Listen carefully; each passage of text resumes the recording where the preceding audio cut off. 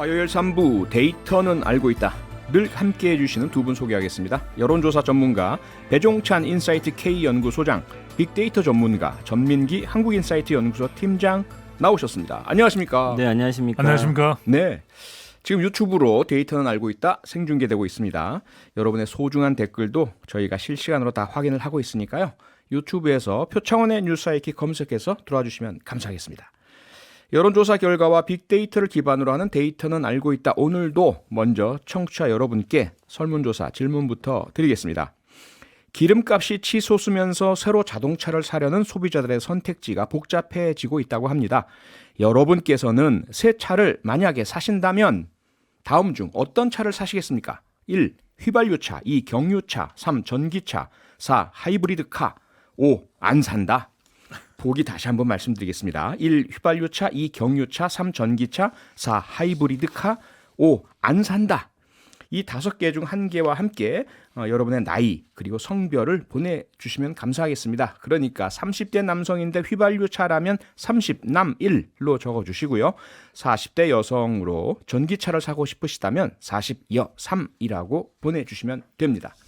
휴대폰 문자 샵 8001번이나 스마트 라디오 미니로 보내주시면 되는데요. 미니는 공짜지만 문자는 단문 50원, 장문 100원에 이용료가 별도로 있고요. 문자 보내주신 여러분들 중에서 10분을 뽑아서 견과류 세트 보내드리겠습니다. 배종찬 소장님께서는 어떤 연료 사용하는 자동차 타고 계십니까? 저는 개인적으로는 차가 없습니다. 아, 그렇습니까? 대중교통을 이용하는데 예. 이게 이제 누가 그런 이야기를 제가 이제 여론조사에 입문했을 때 그 이야기를 하시더라고요. 네. 대중을 보기 위해서는 대중교통을 이용해야 된다. 네. 썰렁합니다. 더우니까 봐드리겠습니다. 근데 제가 사고 싶은 차는 네. 전기차 사고 싶습니다. 아, 그러세요? 네. 네. 아주 뭐 유행이 민감하시군요. 네. 전민기 팀장님은요? 저는 지금 휘발유차 타고 있는데요. 예.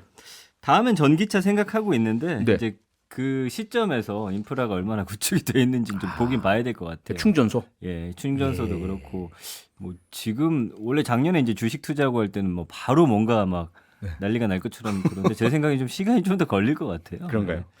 알겠습니다. 여러분의 많은 참여를 기다리면서 최근에 나온 여론조사 결과부터 점검해 보도록 하겠습니다. 먼저 윤석열 대통령의 국정 수행 지지율 어떻습니까, 배 소장님? 네, 조금씩 올라가고 있습니다. 그래도 네. 취임식 컨벤션 효과도 있다고 볼 수 있을 것이고요. 예. RN서치가 뉴스핌 의뢰로 지난 21일부터 23일까지 실시한 조사입니다. 오늘 소개해드리는 모든 조사는 중앙선거여론조사 심의위원회 홈페이지에서 확인 가능합니다. 네. 53.2%의 긍정 지지율로 나타났습니다. 아, 그러니까 역대 대통령의 임기 초반에 비하면 좀 낮은 지지율이죠. 뭐 네. 대통령들은 역대 대통령들은 허니문을 잔뜩 누리면서 정말 지지율에 꿀 발랐다 이런 얘기를 할 정도로 뭐 60% 이상, 70%, 80% 고공행진을 했었는데 YS 김영삼 대통령의 경우에는 갱제를 확실히 이렇게 이야기를 해도 네. 지지율이 80%였거든요. 아, 그런데 예. 역대 대통령에 비하면 높지 않지만 그래도 조금씩 올라가고 있고 최근에 지난 주말이었지 않습니까? 네. 바이든 효과, 바이든 효과까지 포함된다면 네. 대통령 지지율이 좀 더 올라갈 수도 있을 것이다. 특히 이제 지방선거를 앞둔 윤석열 대통령의 지지율이 60대 이상 투표율에 중요하거든요. 또 TK, 또 PK 예. 뿐만 아니라 충청에서 지지율이 높게 나오고 있습니다. 어허. 그 지금 충청권이 이 충남, 충북, 대전, 세종까지 4곳이거든요. 네, 그렇죠. 17개 광역단체장 전쟁인데 예. 이 대통령의 지지율이 높다는 것도 상당히 지방선거에까지 영향을 줄 것으로 보입니다. 네, 지난 주말 조 바이든 미국 대통령의 방한 그리고 한미 정상회담이 또 긍정적 영향을 줄 것이다라는 말씀은 아직까지는 반영 안 됐단 말씀이시겠네요. 언제쯤 반영됩니까? 월요일 정도 실시되는 조사 결과도 그렇고요. 또 네. 뭐 토일 방한 기간 동안에 실시된 조사 결과까지 네. 또 이제 이번 주에 이제 발표될 것이거든요. 예. 뭐 화요일이 됐든 오늘이 화요일이고 이제 내일 수요일 또 목요일 이렇게 발표되는 조사에는 그러니까 이 순방 효과는 분명히 있을 겁니다. 왜냐하면 20대, 30대 또 중도층 여성까지도 네. 그동안 지지할지 말지 이렇게 또 대기하고 있던 또 응답자 중에서는 지지율이 더 올라갈 수 있는데 관망하시던 분들. 네, 예. 표창원 진행자께서도 앵커께서도 그런 얘기 들으셨을 거예요. 미국 대통령도 심지어 순방만 나가면 시선들이 괜찮거든요. 네. 대통령이 일 좀 안 해. 맞아요. 이제 그러다 외국만 보니까 가면 네. 미국 대통령이 그런 얘기 한답니다. 비행기에서 내리기가 싫어요. 비행기에서 내려서 백악관에 오벌 오피스로만 가면 예. 달걀 모양의 그 집무실인데 네. 가면 뭔가 서류가 잔뜩 써 있고 뭐 잘못했다. 국내 뭐 현안, 국민들의 경제 미래, 이런 거. 예. 예. 그래서 물가. 분명히 정상회담이나 순방 등의 효과는 있는 것이죠. 네. 전민기 팀장님은 지금 윤석열 대통령의 이러한 지지율 상승은 하고 있는데 다른 대통령의 초기에 비하면 네. 그렇게 높진 않다. 어떻게 보고 계세요? 저 다시 한번 좀 바로 확인해 볼 텐데 예. 저도 이제 느낀 거는 이제 윤석열 대통령의 긍정 감성이 조금씩 올라가고 있는 건 확실해요. 긍정 감성어도요? 예, 이것도 예. 역시나 그 누군가 정상회담을 했을 때는 좀 긍정적인 이미지를 가져가는 건 맞는 것 같습니다. 네. 지방선거 관련 여론조사도 좀 살펴보겠습니다. 네. 지방선거 이제 꼭 일주일? 그러니까요. 예. 바로 앞이네요. 네. 근데 지금 그동안 계속 최대 격전지 하던 것이 경기도 아닙니까? 네. 경기도의 현재 상황 어떻습니까? 상당히 팽팽한 조사 결과도 있고 예. 지금 소개해드리는 조사는 조금 격차가 있는 건데 계속 바뀌고 있습니다. 네. 여기 또 무소속의 강영석 후보 이른바 경기도는 세모네모 아닌 가로세로 변수다. 이런 이야기를 그 얘기 계속 하셨었잖아요. 좀 질리셨나요? 네. 아니요, 지르지는 않았습니다. 네. PNR 여론조사 기관이 예. 미래한국연구소 시사경남의 의뢰를 받아서 이것도 저는 살짝 궁금했어요. 그러니까 경기도인데 왜 시사경남에서 그러니까요. 의뢰를 했을까? 여튼 궁금증은 잠시 접어두고요. 네. 20일, 21일 실시된 조사 결과인데 김동연 후보 네. 37.8%, 김은혜 후보가 45.7%로 나타났습니다. 예. 근데 이 조사 말고 다른 조사는 아주 정말 깻잎 반의 반장 차이 정도라고 할 수 있을 정도로 아주 이 접전을 보이는 팽팽한 예. 그런 결과도 있기 때문에 네. 경기도는 알 수가 없습니다. 그래서 더 지켜봐야 되고 예. 흥미로운 것은 많은 우리 애청자분들이 깜짝 놀랄 이번 주 금요일이 사전 투표야? 깜짝 놀라셨을 거예요. 그러게요. 벌써? 그러니까요. 근데 지금 이번 주 목요일부터 실시되는 조사 결과는 공표를 못 하거든요. 아하. 그러니까 참 희한하게 이번 지방선거는 예. 선거 이외에 다른 대형 이슈들이 워낙 많았던 아, 그렇군요. 국면 속에서 예. 선뜻 이제 성큼 이 사전 투표까지 다가와 있거든요. 네. 그래서 저는 투표율이 중요합니다. 이 투표율이 과연 예. 60대 이상의 투표율이 높을까? 보수 성향에 아니면 민주당 지지 성향이 강한 40대의 투표율 그리고 이 중간에 서 있는 50대. 네. 50대는 진보와 보수가 갈리는 분수령이거든요. 네. 그러니까 이 50대가 얼마나 투표율이 높고 어느 쪽으로 향할 것인가. 예. 국정 안정이냐 정권 견제냐 이게 중요한 거죠. 네네. 서울은 어떻습니까? 오선 후보 여전히 앞서고 있나요? 네, 차이가 좁혀지지 않고 있습니다. KSOI 한국사회여론연구소가 TBS 의뢰로 지난 20일, 21일 실시한 조사인데요. 예. 송영길 37.6%, 아하. 오세훈 55.9%, 오. 거의 20여 퍼센트 포인트 차이가 네. 지속적으로 유지되고 있는 결과입니다. 예. 네, 그리고 수도권의 또 다른 쟁점 지역, 관심 지역 네. 있죠. 인천.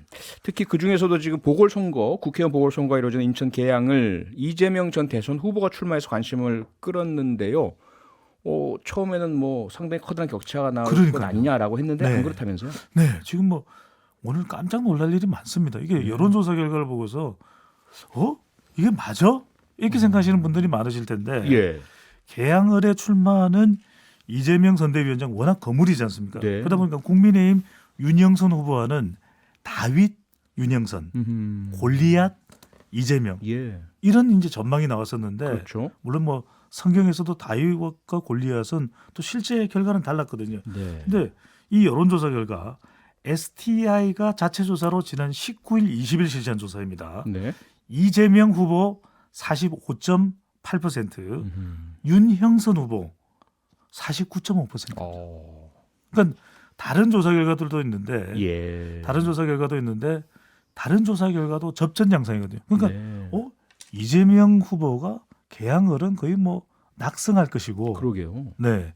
큰 차이로 이길 것이고 경기도나 인천 쪽에 더 많은 시간을 보낼 것이다 네. 라고 생각했던 그 판세 전망이 지금 어그러지기 시작하고 있다. 하하. 계양을에서 예. 흔들리는 이재명입니다. 전민기 팀장님, 이재명 네. 후보의 이런 뭐랄까요, 그 어려움, 네.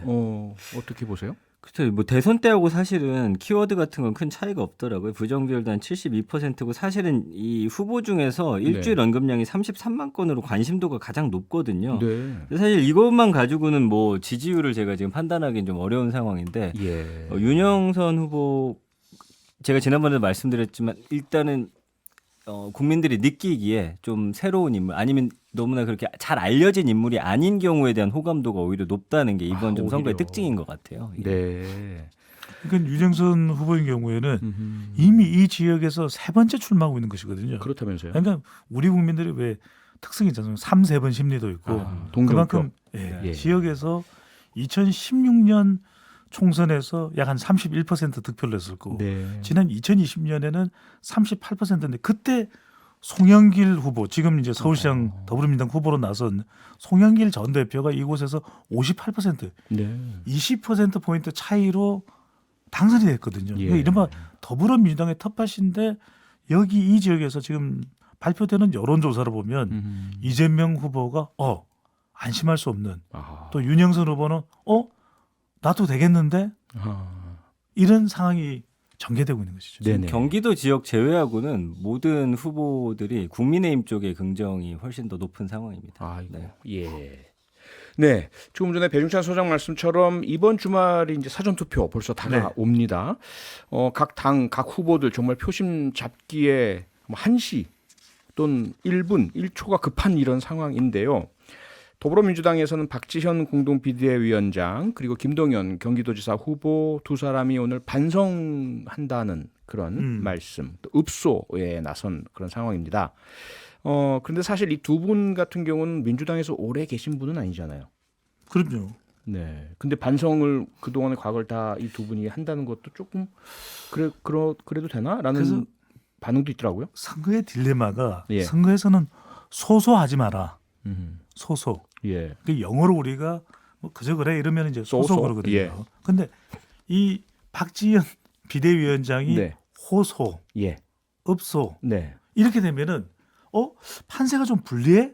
이렇게 되면은 예. 후보자들이 소속된 당의 후보자들이 불안해지기 시작합니다. 네. 그러니까 절대 이제 선거 국면에서는 어떤 정당이든지 정당을 이 견인하고 있는 지도부에서 사과나 반성이 나오면 이거 선거 어려워지는 거야. 그래서 네. 더 사실은 당당하게 나가야 되는데 이게 유권자들한테 호소하거나 읍소를 냈을 때 효과는 제한적이거든요. 근데 이럴 때 오히려 좋은 것은 개혁입니다. 네. 완전히 새로운 민주당이 되겠습니다. 예. 새민이 돼야 되죠. 음흠. 이럴 때 오히려 유권자들은 그래도 지금 뭐 여러 가지 악조건 속에 있고 또 논란들이 있지만 민주당이 그래도 새 길을 가려고 또 시도하는구나, 몸부림치는구나 그런 평가가 가능한데 네. 그래서 이게 우리가 선거 때는 울지 말라는 이야기를 하거든요. 아하. 울면 오히려 동정표가 나오기보다는 예. 굉장히 그 조직과 후보자들이 약화돼 있다. 아하. 좀 자신이 없다. 이런 인식이 있었기 때문에 오히려 더 당당하게 네. 완전히 당을 바꾸겠습니다. 이런 빅 체인지, BC 전략이 오히려 효과적일 수가 있는 거죠. 부정 비율이 80%예요. 왜냐하면 시점이 좀 국민들 입장에서 표를 얻기 위해서 하는 것 같다라는 좀 느낌도 있는 것 같고 예. 뭔가 반성을 하고 사과를 하려면 대선 이후가 좋았을 것 같은데. 네네. 그래서 여기서 진심이라는 단어가 아주 작게 보이고 그 외에는 다 부정 단어들이 감싸고 있거든요. 진심으로 좀 보지 않는 분들도 있는 것 같습니다. 네, 이제 주요 현안 빅데이터 분석과 함께 짚어보도록 하겠습니다.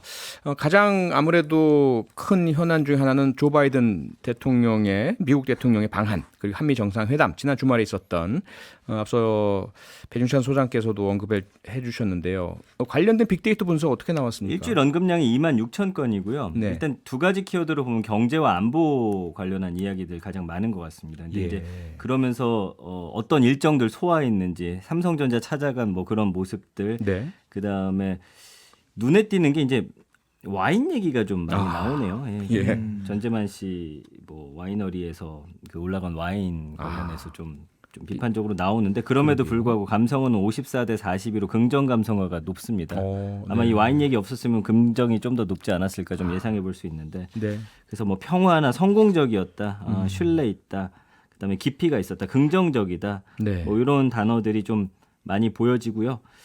그 외에는 이제 뭐 불안이라든지 긴장, 망했다, 오히려 위기다, 뭐 중국과의 관계 걱정하시는 분들도 있고 엉망이다라는 키워드들도 있는데 전체적인 분위기는 아까 말씀드린 대로 경제나 안보 그리고 어떤 한미 간의 신뢰에 있어서 좀 더 긍정적인 평가를 하는 분들이 높다라고 좀 보여집니다. 네. 배 소장님 앞서 어느 나라든지 정상이 외국 가면 지지율 올라간다는 말씀 주셨는데 네. 다른 나라 정상이 우리나라 방문해도 똑같은 현상인가요? 그렇죠. 뭐 방문을 했을 때 특히 이제 주목을 받는다는 게 중요하거든요. 일종의 주목 효과. 그래서 이제 더 많은 국민들이 관심을 기울이고 뉴스로 거의 뭐 바이든 대통령이 도배되다시피 했으니까 그렇죠. 그런 효과는 분명히 있는 거죠. 근데 얼마만큼이나 노출 비중을 차지하고 있느냐. 예. 이게 중요하기 때문에 특히 방금 전에 빅데이터에서 우리가 이전에 한미 정상회담 그러면 대체적으로 나오는 핵심 키워드는 북한, 그렇죠. 핵 예. 또는 미사일 이런 부분들이 많았거든요. 그렇죠. 이른바 핵이었습니다. 그런데 이번에는 삼성, 예. 현대, 반도체, 전기차 그러니까 이런 것들이 우리 국민들이 더 많은 관심을 가지게 되거든요. 심지어는 이 바이든 대통령과 윤석열 대통령의 정상회담 내용에서 경제적인 내용이 뽑아지는 겁니다. SMR, 소형 원자로. 네. 그러니까 이런 경제적인 것들이 그동안 주식 투자자마들, 주식 개미 투자자들도 조차도 이번 이 바이든 대통령의 방안에 대해서는 흥미를 관심을 가질 수밖에 없다는 얘기는 결국 이게 주식 시장에도 반영될 수밖에 없는 것이거든요. 네네. 그런 점에서 더 주목을 받았다고 봐야 되겠죠. 좀 아쉬운 점은 이제 성과라는 게 사실은 무언가를 얻고 무언가를 내줬는지 네. 그거를 사실 국민분들이 좀 봐야 되잖아요. 그렇죠. 실제로 네. 우리가 무엇을 얻었느냐. 근데 사실 그런 것보다는 뭐 이모저모라든지 뭐 그가 했던 발언이라든지 뭐 사실 다른 쪽으로 좀 그냥 한미 정상회담 했다는 것 자체 그리고 이 국민의힘 쪽에서 좀 이번 아주 성공적이다 이런 아주 그냥 발언이나 네. 그냥 이런 언론에서 비춰지는 그런 것들 가지고 좀 평가를 많이 하시다 보니까 네. 사실은 성과적으로 봤을 때는 경제적으로 많이 내어주고 안보를 받긴 했지만 그래도 우리가 좀 더 많이 내어준 그런 아하. 평가도 나오고 있는데 거기에 네. 대해서는 사실 국민분들이 많이 뭐 언급하진 않고 있습니다. 그 부분인데요. 배준찬 소장님. 네. 배 소장님이 좋아하시는 신조어 사자성어 얘기를 하자면 이 정부 이전까지만 해도 소위 말해서 안미 경중 네네. 안보는 미국과 경제는 네. 중국과 그렇죠? 그런데 지금 그 기조가 바뀌고 있다. 안미 경세 안보는 미국과 경제는 세계화 네네. 이것을 넘어서서 안미경미, 안보도 미국과 경제도 미국과 이러한 어떤 정책적 방향의 대전환이 보인다 이런 분석들이 많던데요. 그렇죠. 그러면 그 이면에는 중국의 어떤 심통, 보복 이런 것들에서 우려도 있지 않습니까? 그렇죠. 그런데 지금 현재 상태로서도 중국과의 경제 규모는 상당히 크지만 네, 우리가 중국으로부터 경제적인 보복도 당했지 않습니까? 그랬었죠. 예, 사드 배치에 대한 경제적 보복도 있었고요. 예. 또 한한령이라고 해서 네, 우리 드라마가 진출하지 못하도록 하는 그런 국면도 있었고. 그렇죠. 그런데 중국이 대체적으로 우리의 기술과 중간 제품을 생산하는 데 있어서 한국과의 협력이 여전히 필요합니다. 중국도 그럼요. 자기 경제를 시안에도 위해서. 지금 우리 삼성의 반도체 공장이 있고 예. 그러다 보니까 오히려 우리는 우리로서 당당한 것이 중국으로부터 얻을 것이 더 있는 것 아니냐. 게다가 이제 미국과의 관계가 더 경제적으로 중시될 수밖에 없는 게 미국도 반도체를 원하고 네. 미국의 또 조지아주에는 전기차를 원하는 것도 미국이 오히려 이제는 안보뿐만 아니라 경제 쪽으로 가는 이유로 볼 수 있겠죠. 네, 잠시 광고 듣고 돌아와서 더 자세한 이야기 나누도록 하겠습니다. 네, 데이터는 알고 있다. 계속 이어나가도록 하겠습니다. 이번에는 우리 모든 국민을 정말 기분 좋게 만들고 한국인의 자긍심을 한껏 올려준 인물 이야기 좀 해보겠습니다. 잉글랜드 프리미어리그에서 아시아 출신 최초로 득점왕에 오른 손흥민 선수. 전민기 팀장님, 네. 데이터 분석해 보셨죠? 예, 그 지금 12만 6천 건 언급됐어요. 와. 그러니까 그 마지막 경기 이후니까 엄청난 언급량이고요. 네. 보면 이제 해리케인 선수 이름이라든지 재밌는 건 단독 선두라는 이 단어가 보이는데 두 번째 골 넣고 살라 선수가 골 넣기 전에 네. 막 집중적으로. 글하고 사진 엄청 올리다 보니까 공동 선두로 끝났는데 이때 생성된 키워드가 엄청 많이 나왔다는 거죠. 양적으로는 맞습니다. 그렇네요. 그래서 참 예. 이 부분이 굉장히 흥미로웠고 그다음에 이제 챔피언스리그 뭐 그다음에 내년에 이제 진출하는 거 요 부분 네. 그리고 뭐 감독이라든지 기사 나온 것들 그리고 최근에는 이제 그 유튜브 통해 가지고 네. 해외에서 이제 손흥민 선수 영국 현지에서 이제 분석하는 반응들 같은 거 네, 있거든요. 그런 거 엄청 보시면서 좀 굉장히 뿌듯해하시는 그런 모습이고요. 예. 이제 노리치 시티가 이제 마지막 경기에 그 팀이다 보니까 희생양. 예, 관련 이야기 많이 나오고 크롤 골키퍼가 사실은 좀 상대방인데 초반에 선방해가지고 선방 많이 했어요. 예 여기는 네. 없지만 이제 인물 검색의 순위에는 좀 높게 자리 잡고 있는 그런 상황입니다. 네.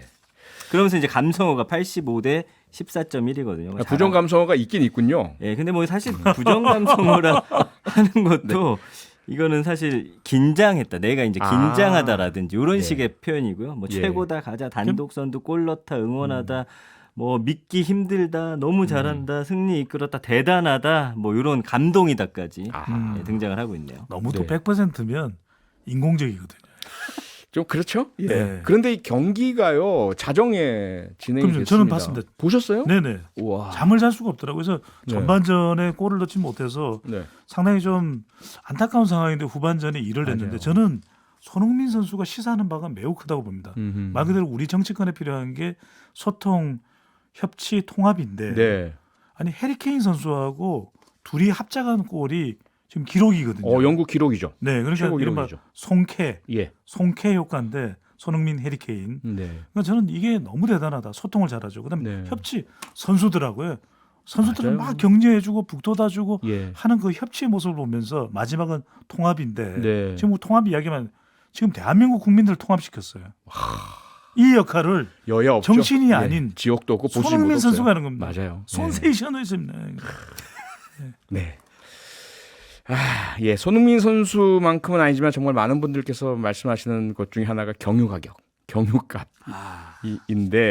어떻습니까? 경유 가격에 대한 빅데이터 분석도 하셨죠? 네, 뭐 언급량은 2,200여 건이니까 손흥민 선수에 비교하면 뭐 그렇게 높진 않습니다만 예. 이제 감성어를 보면은 뭐 비싸다, 급등하다, 부담이다, 예, 어렵다, 부담을 줄여야 된다, 뭐 등등의 단어들 이런 것이 이제 국민들이 경유를 넣으면서 느끼는 부담. 근데 사실은 승용차보다도 요거를 이제 업으로 삼는 분들 있잖아요. 맞아요. 트럭이라든지 화물차. 예. 그런 분들이 사실 어려움 겪는데 그분들이 막상 이런 글을 좀 많이 생성하진 않으셔서 뭐 그런 키워드가 보이지 않는 좀 특징은 있네요. 예. 그렇네요. 얼마나 예. 힘드시겠습니까? 저는 그럼요. 이 빅데이터 상에서도 나오지만 네. 관련된 인터넷 댓글도 많은데 저는 화물차 운전자분들 너무 힘드시거든요. 네. 유가 연동 보조금이나 이런 것들이 정말 경유값 치솟는 거 따라가지 못합니다. 지난해는 요소수도 있었잖아요. 저는 맞아요. 세 가지 차원의 우리가 분석이 필요하다. 첫 번째로는 좀 신속한 조치를 취했으면 좋겠어요. 그러니까 네. 힘든데 빨리 조치가 안 되면은 더 힘든 것이고 두 번째로는 그렇죠. 선제적 대응 이런 것이 유가가 어느 정도 올라갈 것이라는 것 우리가 어느 정도 예상 가능하지 않습니까? 네. 마지막으로는 파격적 전환. 그렇다면 그냥 결국 전기차로 가야 된다는 것이거든요. 결과적으로 예, 그렇죠. 우리나라가 예. 정부도 그렇고 산업 분야도 그렇고 더 빨리 좀 파격적으로 네, 지원해주고 예, 전기 네. 시스템 쪽으로 인프라 갖추고. 전환이 필요한 거죠. 보조금 더 지원해주는 맞아요. 이야기. 그 다음에 이제 그 유류세 네. 이제 경유에도 좀 더 많이 적용시켜 달라 이런 단어들도 있습니다. 알겠습니다. 자, 시작하면서 여러분께 질문을 드렸었습니다. 청취자 여러분들 대상으로요. 여러분께서는 만약에 새 차를 사신다면 다음 중에 어떤 차를 사시겠습니까?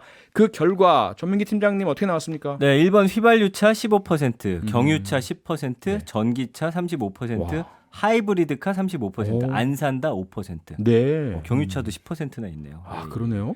전기차와 하이브리드 공동 1등. 이거 살라와 손흥민 정도 똑같은 전기차 하이브리드. 뭐 그 정도 열심히 했나 이 두 차가요? 그건 모르겠지만 어쨌든 모든 응답자 대부분 인프라만 구축된다면 네, 충전소. 예, 미래엔 전기차로 가고 싶다. 이 의견이 저랑 압도적. 비슷한 의견이시네요. 네. 예. 예. 소개 좀 해주시죠. 네, 6984님께서는 40대 화물차 운전자입니다. 네. 경유값이 너무 올라 똑같이 일해도 매달 170만 원 적자입니다. 전 앞으로 무조건 전기차를 사겠습니다. 네. 3899님인데요. 30대 남자분입니다. 전기차 사고 싶어요. 그런데 설마 전기료도 많이 오르는 거 아니겠죠? 9137님은요 30대 여성분이시고요. 업계 연구원인데요. 전기차가 많이 발전했는데 아직 기술과 인프라 부족합니다. 일단 하이브리드 차 사고 5년 후쯤 전기차 사는 게 좋아요. 아니, 전문가신데 이제 예, 조언을 주셨군요. 네, 5449님 50대 여성분 경유차 러시아 전쟁 사태 진정되면 다시 경유값이 떨어질 수 있을 것 같습니다라고 보내주셨네요. 그런 기대를 가지신 분들이 앞서 경유차에 표를 주셨군요. 그런가 보네요. 네, 데이터는 알고 있다 여기서 마치겠습니다. 지금까지 배종찬 인사이트 K연구소장, 전민기 한국인사이트 연구소 팀장 두 분과 함께했습니다. 두 분 수고하셨습니다. 감사합니다. 고맙습니다. 평일 저녁 6시 5분에 여러분을 찾아갑니다. MBC 라디오 표창원의 뉴스 하이킥.